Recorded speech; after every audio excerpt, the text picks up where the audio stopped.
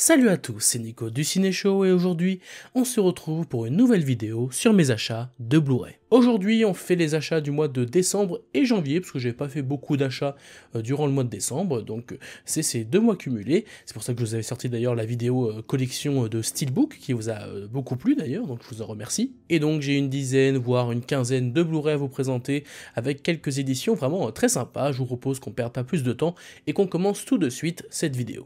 On va commencer avec les coffrets que j'ai achetés durant le mois de janvier, parce qu'il y avait toujours l'offre qui est un peu après le Black Friday, où on a toujours des coffrets à moins 50%. Ce qui fait que j'ai acheté notamment 2 coffrets de films que j'avais très envie de voir.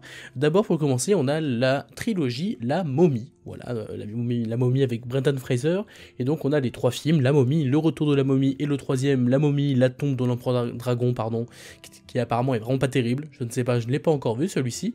Pour le coup, j'ai rattrapé La Momie et Le Retour de la Momie, parce qu'il y avait, je préparais un live pour Guillaume fait son cinéma, je vous invite à aller vous abonner à sa chaîne, sur lequel on avait fait un live Universal Monsters, du coup je voulais rattraper certains films autour des créatures célèbres d'Universal, donc il y a La Momie, L'Homme Invisible, etc. Et donc j'ai rattrapé La Momie et Le Retour de la Momie, et j'ai vraiment beaucoup aimé le premier La Momie, c'était vachement bien, c'était très, très divertissant, super bien rythmé, avec un excellent Brendan Fraser, une manière générale, très bon casting, super film d'aventure. La suite j'ai moins aimé, je trouvais que c'était un peu too much, genre ça accentuait beaucoup certains traits, certains événements, et en plus c'était beaucoup plus long je trouvais, donc moins convaincu par la suite, même si elle n'était pas non plus horrible. Et le troisième, je l'ai pas encore vu, apparemment c'est vraiment pas bien, je connais quelques éléments du scénario, mais je l'ai pas encore vu, donc je vais pas vous donner mon avis dessus.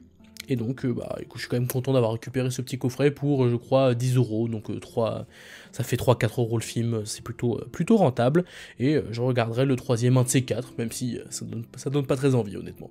Et le deuxième coffret, c'est un coffret David Lynch. Alors j'ai plus le boîtier qui englobait tous ces films, mais il y a du coup 4 films de David Lynch. Un David Lynch qui est un réalisateur qui nous a malheureusement quittés en début d'année, il me semble, ou fin d'année 2024, je crois que c'était début d'année.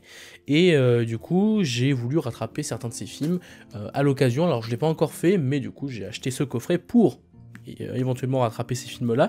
On a pour commencer un film que j'ai déjà vu, l'un des seuls de Lynch d'ailleurs que j'ai vu, c'est Elephant Man, qui est un grand classique, hein, évidemment. C'est un très grand film sur la tolérance et sur le fait d'accepter l'inconnu, entre guillemets, tout ce qui peut faire peur à l'homme, et montrer que dans chaque personne, même dans les personnes qui ont malheureusement des problèmes physiques, il y a des personnes absolument extraordinaires, et c'est vraiment un truc sur la tolérance, évidemment. Très beau film, avec un magnifique noir et blanc, et une très belle histoire, une très belle musique aussi. J'ai souvenir que la musique était assez magnifique, donc ça c'est un classique, évidemment. Et ensuite, on a 3 autres films de David Lynch, dont son plus connu, c'est Mulholland Drive, c'est dur à dire, qui est l'un, je pense, son plus connu, limite, avec Elephant Man. Ça, pour le coup, je ne l'ai pas vu, apparemment c'est chef-d'œuvre, je suis pas sûr, et c'est pour ça que je repousse un peu le visionnage, c'est que je ne suis pas sûr de beaucoup aimer son cinéma, parce que c'est un cinéma qui est très porté sur l'ambiance, sur le visuel, et moins sur une histoire vraiment qui a un début et une fin. C'est quelqu'un qui aime bien justement jouer avec ces codes-là pour nous faire ressentir des choses un petit peu différentes. Donc peut-être que ça va marcher, je vais être pris par Mulholland Drive, mais c'est vrai que sur le papier ça m'attire moins que d'autres films, notamment Elephant Man, qui apparemment ils sont plus classiques. Mais ça reste un film majeur de sa filmographie, donc je pense que je tenterai le coup, évidemment, un de ces 4.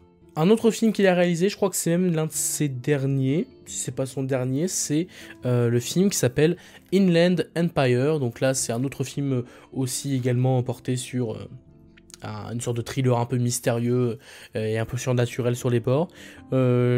Je connais pas trop l'histoire, même à lire le résumé, c'est pas extrêmement clair, mais je pense que c'est un petit peu le but, j'ai envie de dire. C'est 3 heures par contre, pour le coup, le Mulholland Drive c'est 2h20, je crois. Celui-là c'est 3 heures, donc j'espère que je vais être pris dans l'ambiance, parce que sinon ça va être un peu long. Mais voilà, ça fait aussi partie de ces grands films, j'ai envie de dire, donc je le regarderai aussi à un moment donné. Et un autre de ces films, c'est le dernier du coffret, qui était du coup à 23€, donc je crois que c'était 5 ou 6€ le film. Je trouve que c'est plutôt rentable. C'est le film Une histoire vraie. Là encore, je ne sais presque rien. Je crois que c'est un vieil homme qui vit dans une sorte de ferme. Il se passe des choses. Voilà, j'en sais pas, vraiment j'en sais pas beaucoup. Pour le coup, lui, il a l'air d'être beaucoup plus simple, entre guillemets, pas dans le sens où c'est mauvais, mais dans le sens où ça a l'air beaucoup moins barré, d'une certaine manière. Mais voilà, j'en sais vraiment pas beaucoup plus, je me suis presque jamais renseigné vraiment sur son cinéma, donc ce sera l'occasion de découvrir les œuvres de ce grand réalisateur. Désormais, on passe à mes cadeaux de Noël. J'ai eu 2 Blu-ray en guise de cadeaux de Noël qui font bien plaisir. On a d'abord une trilogie de films extrêmement connus, j'ai envie de dire, puisque c'est une trilogie de Sergio Leone. Je parle bien évidemment de la trilogie du dollar. Donc ça regroupe à la fois pour une poignée de dollars, pour quelques dollars de plus, et le bon La Brute et le Truand, évidemment, qui est un immense classique du western. Pour ma part, j'ai que vu le premier, à savoir Pour une poignée de dollars, que j'avais beaucoup aimé. J'avais beaucoup aimé ce western, justement, et j'avais envie de découvrir un petit peu le reste, donc j'avais demandé ça au Père Noël, j'ai envie de dire, et il m'a gâté, donc ça fait grandement plaisir. Je vais pouvoir découvrir les 2 autres, qui sont des classiques absolus, hein, il me semble également, avec une musique absolument dingue, un casting aux petits oignons, bref, des films qui donnent bien envie. Et je verrai quand est-ce que je regarderai ça, mais ce sera vite fait, je pense. Et l'autre cadeau de Noël, alors c'est un petit peu plus particulier et cocasse, j'ai envie de dire, puisqu'en fait c'est un film qui s'est retrouvé dans mon flop 2024, sauf que c'est un cadeau de mon frère et de ma belle-sœur, et ils ont pris le film parce qu'ils se disaient que ça allait peut-être me plaire, et en soi potentiellement, mais il se trouve qu'ils m'ont offert Night Swim. Et Night Swim, pour ceux qui ont vu mon flop de 2024, ça fait partie des films que j'ai le moins aimé cette année, que j'ai trouvé vraiment pas terrible du tout. Donc je me suis retrouvé un petit peu gêné, on va dire, évidemment, lors du Noël. Mais je pense que je vais le garder, bon déjà parce que je crois qu'ils ont plus le ticket, donc de toute façon, je vais pas pouvoir me faire rembourser. Et honnêtement, ça va pas, tu vas pas pouvoir revendre ça très très cher. Et puis au-delà de ça, ça fait un petit souvenir, on va dire, de ce moment un petit peu à la fois drôle et gênant. Je les ai regardés avec un air un peu... malheureusement, j'aime vraiment pas ce film, mais c'est gentil quand même. Voilà, c'est un petit peu rigolo. Et donc voilà, je pense que je vais quand même le garder pour le symbolisme, et puis ça se trouve, un jour je vais le revoir et me dire « Mais en fait c'est un chef-d'œuvre ce film !» Je pense pas, mais on sait jamais, on sait jamais. On continue avec un achat que j'ai fait sur Amazon, qui est un achat import. C'est un coffret qui est disponible, je crois, si c'est pas aux États-Unis, c'est en Grande-Bretagne, je ne sais plus. C'est un coffret qui est en anglais, mais on a à chaque fois les pistes VF et les sous-titres pour chacun des films. C'est le coffret Universal Monsters, donc c'est encore une fois en lien avec le live que je faisais auprès d'un collègue que je resalue encore une fois, Guillaume fait son cinéma, et du coup il y avait plein de films Universal Monsters que je n'avais jamais vus, hein, pour le coup c'est un univers que je ne connaissais presque pas, et donc c'est un coffret qui contient tous les films originaux Universal Monsters, donc ça comprend Dracula, Frankenstein, la momie, l'homme invisible, la fiancée de Frankenstein, le loup-garou, le fantôme de l'opéra et la créature du lac noir. Donc vous voyez, il y a quand même 8 films dedans, que j'ai eu pour, je crois même pas, 20-30 euros, donc c'était pas si cher que ça. Dedans, vous avez un petit livret avec quelques informations intéressantes, donc qui est en anglais, mais c'est plutôt compréhensible, et ça donne des infos plutôt intéressantes sur la création de la plupart des films, ou sur des acteurs, ou sur des réalisateurs, etc. Et donc, dans ces 8 films, j'en ai rattrapé 6, hein, quand même, j'ai été plutôt efficace, puisque j'ai rattrapé d'abord Dracula, de 1931, que j'ai plutôt bien apprécié, mais j'avoue qu'il m'a pas plus charmé que ça. Je trouvais qu'il y avait pas... Il y a des éléments assez iconiques quand même, parce que ça reste Dracula, c'est l'un des premiers, c'est le premier d'ailleurs, bon, l'un des premiers, parce qu'il y a Nosferatu avant, quand même, mais c'est l'un des premiers à vraiment iconiser à ce point cette figure de Dracula au cinéma de façon aussi marquante. Mais voilà, le film m'a pas plus parlé que ça. Frankenstein, pour le coup, j'ai beaucoup aimé. Je trouve que même encore aujourd'hui, ça fonctionne du tonnerre. On a à la fois un très bon casting, une belle réalisation, de beaux décors, et même le propos du film est encore d'actualité aujourd'hui, ça fonctionne toujours très bien. Frankenstein, ça fait partie de mes préférés, clairement. C'est aussi le cas de sa suite, d'ailleurs. La fiancée de Frankenstein, c'est aussi une très bonne suite, qui est peut-être même meilleure. Peut-être que je préfère le premier parce que c'était la surprise. Le premier, c'est celui qui apporte en premier les différentes thématiques importantes du film, mais la suite a aussi des choses très intéressantes. La momie, j'ai apprécié vite fait, un peu comme Dracula, j'ai trouvé ça... pareil, il y a des éléments assez iconiques, des plans qui me sont assez marquants, mais le film en lui-même m'a pas plus marqué que ça. L'homme invisible, j'ai beaucoup aimé pour son côté un peu décalé, c'est de l'humour assez noir, c'est là où les autres se prennent pas mal au sérieux. Là, on sent qu'il y a un petit côté humoristique beaucoup plus sombre, et ça fonctionne bien, surtout que les effets spéciaux sont magnifiques, hein, vraiment, ça marche encore très très bien aujourd'hui.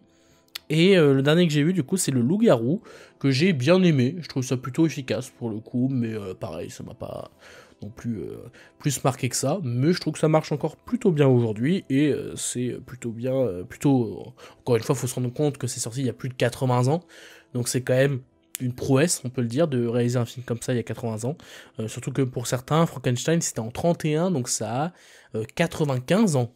Ça a bientôt 100 ans, hein, faut imaginer, hein, c'est des films qui commencent à vraiment être extrêmement datés, mais qui fonctionnent encore bien aujourd'hui, donc c'est assez impressionnant, et donc voilà, pour ce qui est de ce coffret très intéressant, ça m'a permis de découvrir pas mal de choses vraiment cool, et il me reste du coup que Le Fantôme de l'Opéra de 43 et La Créature du Lac Noir de 54, voilà, c'est ces deux films qu'il me reste à découvrir, mais du coup je suis très content d'avoir acheté ce coffret. Et on finit désormais avec deux steelbooks pour finir cette vidéo, deux steelbooks 4K plus Blu-ray. Le premier c'est un steelbook que je me baladais dans un carrefour qui est près de chez moi et je suis tombé dessus, il était en promo, je me suis dit bah écoute je vais en profiter parce que ça a l'air plutôt pas mal. C'est le Faucon Maltese, voilà, c'est un grand classique de la Warner dont je ne connais pas grand chose, encore une fois je suis pas un grand spécialiste, là je crois que c'est sorti en 41, c'est un truc qui parle, je vois un truc, il parle de bande de voyous qui veulent s'emparer, c'est un truc de braquage peut-être, je sais pas exactement, mais je sais que c'est un film qui est assez réputé, qui est réputé assez culte, et donc pour un steelbook comme ça, 4K plus Blu-ray à 15 €, qui est plutôt sympa en plus je trouve, en termes de steelbook, j'ai pas trop hésité, j'ai jamais vu en plus, donc ce sera une découverte, je ne sais pas quand je le verrai là encore, mais je le verrai, c'est sûr, donc je suis plutôt content, je trouve qu'il est plutôt joli, ce steelbook, et surtout à ce prix-là, 15 €, c'est plutôt rentable. Et le dernier Blu-ray de cette vidéo, c'est un Blu-ray Steelbook, là encore, et c'est un Steelbook qui vient tout juste de sortir et qui est assez collector, je crois qu'il est en rupture de stock, j'ai eu de la chance de je me suis vite précipité dessus, et je crois qu'il est déjà, ouais, il n'y a plus beaucoup d'exemplaires sur le marché, c'est le film Signe de M. Night Shyamalan qui est sorti en Steelbook 4K plus Blu-ray.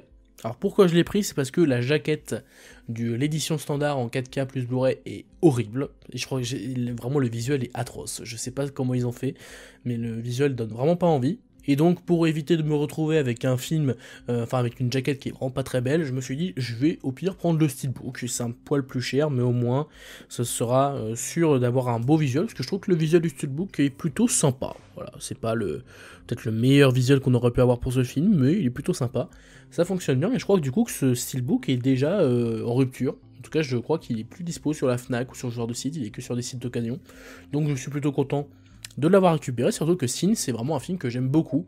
C'est peut-être même mon préféré de Shyamalan. Après, il y a beaucoup de films de Shyamalan que j'aime bien, mais c'est vrai que celui-là, Signe, j'aime vraiment beaucoup. Cette histoire avec Mel Gibson, qui est un pasteur qui commence à avoir des signes extraterrestres, et du coup, il va se passer plein de choses autour de leur petite maison.